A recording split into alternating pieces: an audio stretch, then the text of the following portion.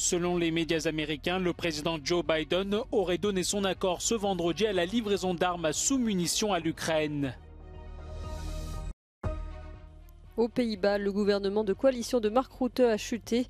Les questions d'immigration ont eu raison de l'accord entre les partis au pouvoir.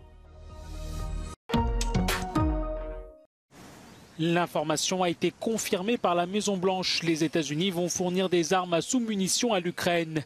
D'après la Maison-Blanche, le président Joe Biden a pris cette décision en consultation avec les alliés et après une recommandation unanime de son administration.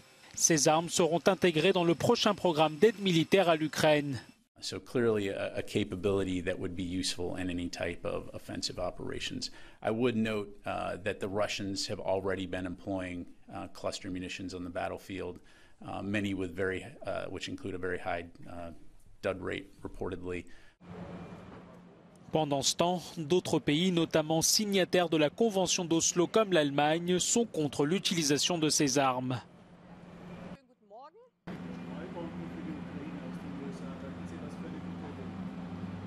Auch ich habe die Medienberichte verfolgt. Als Vertragsstaat gilt für uns das Oslo-Abkommen.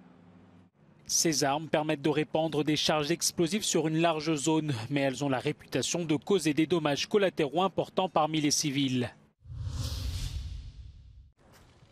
C'est l'ultime étape de la tournée internationale de Volodymyr Zelensky. Le président ukrainien a rencontré ce vendredi soir son homologue turc Recep Tayyip Erdogan à Istanbul, une première depuis le début de la guerre avec la Russie. La réunion se concentre essentiellement sur l'accord permettant d'exporter des céréales ukrainiennes à travers la mer Noire.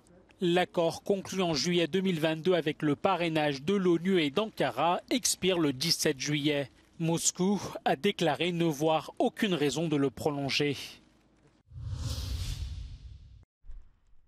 Les dirigeants de l'OTAN vont réaffirmer que l'Ukraine deviendra un jour membre de l'Alliance. C'est le chef de l'organisation Jens Stoltenberg qui l'a dit ce vendredi à quelques jours du sommet de Vilnius. Il n'a pas donné de calendrier mais a présenté un plan de soutien à Kiev. First, we will agree a multi-year program of assistance to ensure full interoperability between the Ukrainian armed forces and NATO. Second, we will upgrade our political ties by establishing the NATO-Ukraine Council.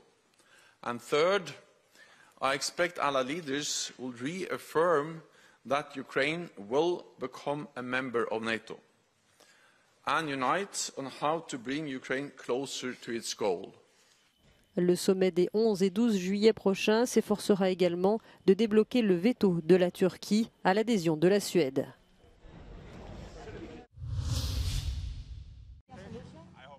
Aux Pays-Bas, le gouvernement de coalition de Mark Rutte est tombé en cause des négociations houleuses autour de la politique d'accueil des réfugiés. Le gouvernement n'est pas parvenu à un accord sur les mesures à prendre afin de restreindre l'afflux des demandeurs d'asile, a expliqué la télévision publique néerlandaise. Mark Rutte, du parti de droite libérale VVD, avait exigé des autres partis de sa coalition des mesures controversées. Il souhaitait notamment instaurer un quota du nombre d'enfants en provenance de zones de conflit pour obtenir l'asile.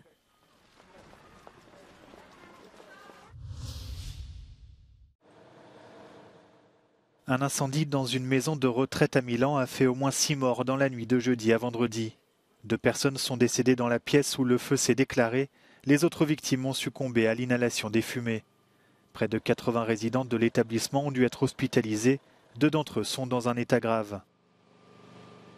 Tutto si è localizzato all'interno di una camera, dove purtroppo ci sono stati i primi 2 decessi. All'interno di questa camera si è sviluppato un incendio.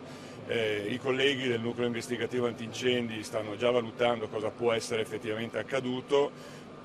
Purtroppo a seguito di questo incendio, come purtroppo normale, si è generata una quantità di fumo acre che ha interessato tutto il piano destinato all'ospitalità di queste persone anziane. Cette maison de retraite avait déjà été durement endeuillée lors de la première vague de Covid au printemps 2020, avec une 50aine de morts.